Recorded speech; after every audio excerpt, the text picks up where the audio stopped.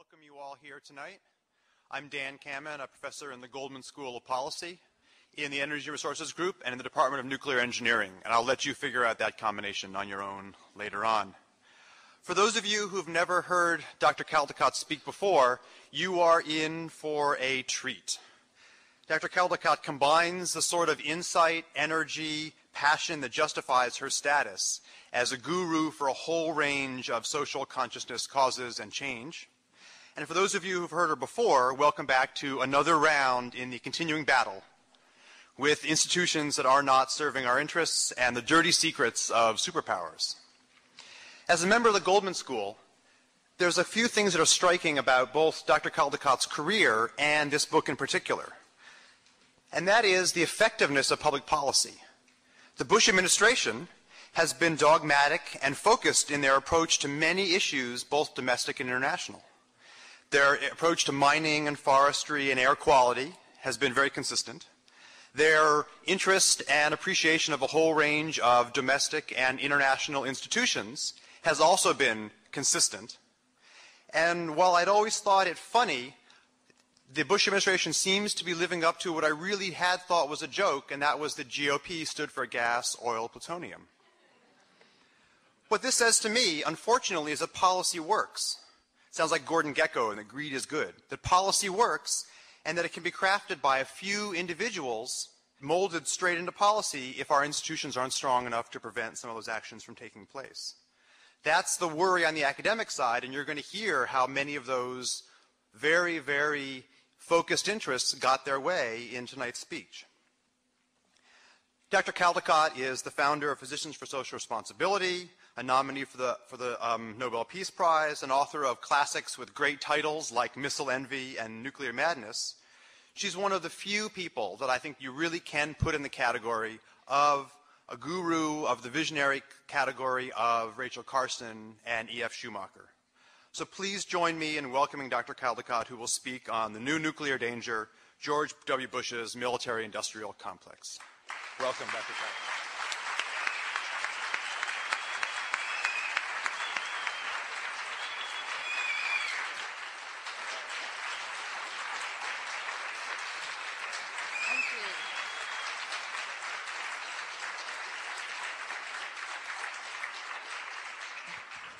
Well, how do you do? And it's very nice to be back in Berkeley yet again.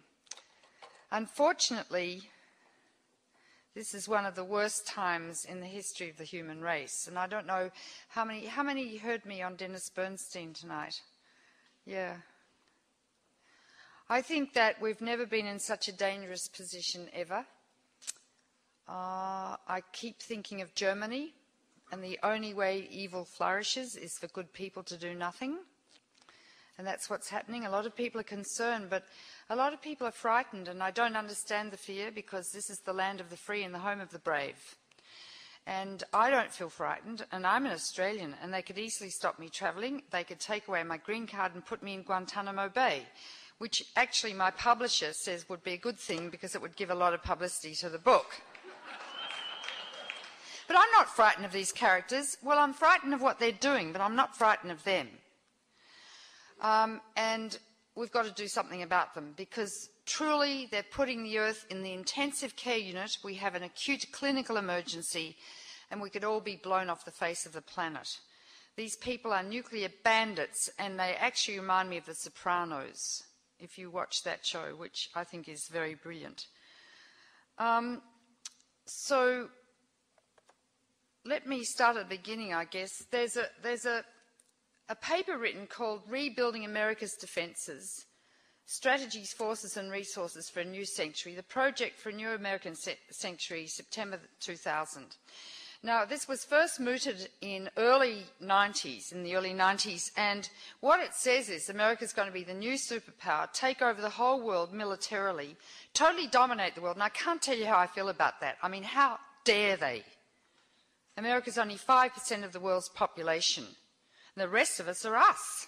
And we don't want you anywhere near us. We don't want your McDonald's, your Starbucks, any of that garbage. We want to be able to live in peace with our own culture and our own creativity, and we don't want to be dominated by anyone, let alone militarily. Anyway, this was written by the right, for the right-wing neocons, Paul Wolfowitz, Richard Pearl, Douglas Freeth, Dick Cheney, Rumsfeld, and the whole mob. And when it was first mooted in the 1990s, they said that they would use whatever military force necessary, and I thought they won't do that. That's just silly, whistling in the wind. And I suppose people felt like that when they read Mein Kampf. I don't want anyone to get offended with what I say. I want you to stick with me. Don't walk out. And then they rewrote it in 1998 and then in the year 2000. And indeed, what they say is they will use nuclear weapons on any country they so desire. Libya, I mean really big countries. Libya, Syria, Cuba, North Korea. But eventually they're setting up China to be the new Cold War enemy, and I'll get into that in a minute. But that's all described in this book. The Pentagon is writing about it. They're ringing China with military bases because clearly they need the business, because war is good for business. Then they write about Star Wars. America's going to dominate space, which happens to be a global commons, and they're going to militarize space and put orbiting nuclear reactors, orbiting laser beam weapons, orbiting particle beam weapons, anti-satellite weapons, and they're going to dominate space, although it belongs to all of us. So when you read this, you understand what's going on. Without reading this, you won't actually know what the overall plan of these people in the White House is. And they're systematically proceeding to fulfill their plan.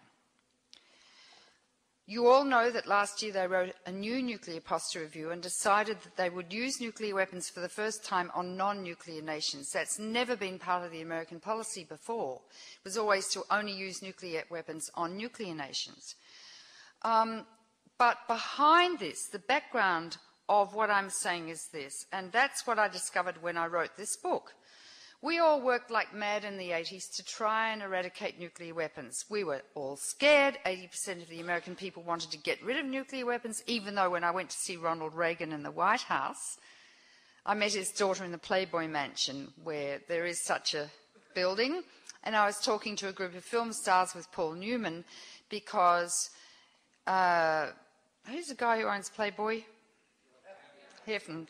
Yeah, he was excerpting a book called With Enough Shovels by Robert Shear. And you remember in those days, your FEMA, Federal Emergency Management Agency, said, don't worry about nuclear war. If there are enough shovels to go around, we're all going to make it. And in the half an hour it took from woe to go, from the weapons being launched to landing on America, you got out your trusty shovel. This is for real. You dug a hole 6 feet long and 3 feet wide, and you got in the hole. Then you put 2 doors on top of your hole and 3 feet of dirt. And there was a man who ran this system in FEMA called T.K. Jones, and T.K. Jones said, it's the dirt that does it. They also had evacuation plans for you all. On the day one, all the odd-numbered number plate cars leave. There's to be no panic. You have to take your checkbooks, your credit cards, your insurance policies. You leave behind any drugs or alcohol and food for the cat and dog. Oh, and tampons.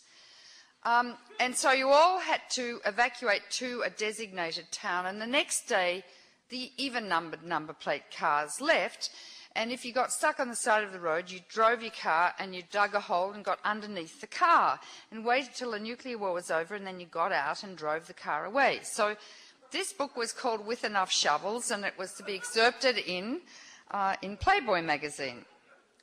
Well, after I spoke, and my agent said to me, now be emotional, because these are film stars. Don't be scientific or medical. And I said, you know, we're probably the only life in the universe. And when you go out tonight, look up at the stars and realise that we may be the only life in the universe, and what responsibility we have to save it. And Patty Davis came up to me, who was Reagan's daughter. And she said, I want you to see my father. I think you're the only one on earth who can change his mind. And I said, well, I'll see him, but I don't want Ed Meese there or Jim Baker or Diva, Michael Diva. And she said, okay.